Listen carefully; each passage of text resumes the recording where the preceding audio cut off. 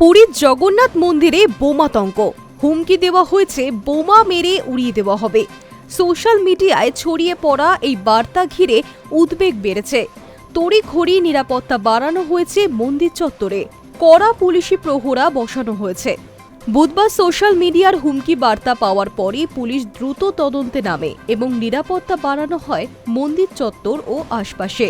প্রাথমিক তদন্তের ভিত্তিতে এক ব্যক্তিকে আটক করা হয়েছে বলে জানিয়েছে পুলিশ। পুরো ঘটনার উৎস ও উদ্দেশ্য খতিয়ে দেখা হচ্ছে। তবে এই ঘটনা প্রথম নয়, এর আগেও পুরীর মন্দিরে বোমা ফেলার হুমকি দেওয়া হয়েছিল। গত বছর অগাস্টে পুরীর কয়েক শতাব্দী প্রাচীন মন্দিরের দেওয়ালে ওড়িশা ও ইংরেজি দুটি ভাষায় লেখা হুমকি বার্তা পাওয়া যায়। নিরাপত্তা বাড়িয়ে চালানো হয়েছিল তল্লাশি। সেই হুমকি বার্তায় লেখা ছিল, জগন্নাথ মন্দিরে হামলা করবে জঙ্গিরা, গুড়িয়ে দেওয়া হবে মন্দির।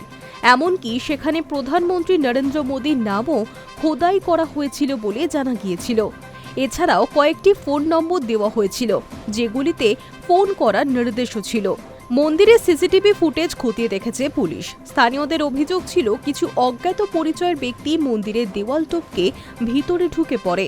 তারাই এই কাজ করেছিলেন বলে অনুমান করা হয়, যা পুরীর প্রসিদ্ধ জগন্নাথ মন্দিরের নিরাপত্তা ঘিরে বড় প্রশ্ন তৈরি করে দেয়। কয়েক মাসের মধ্যেই ফের বোমাতঙ্ক। পুলিশ তদন্ত শুরু করেছে, তবে সকলকে আতঙ্কিত না হওয়ার পরামর্শ দিয়েছে স্থানীয় প্রশাসন। Hi news network.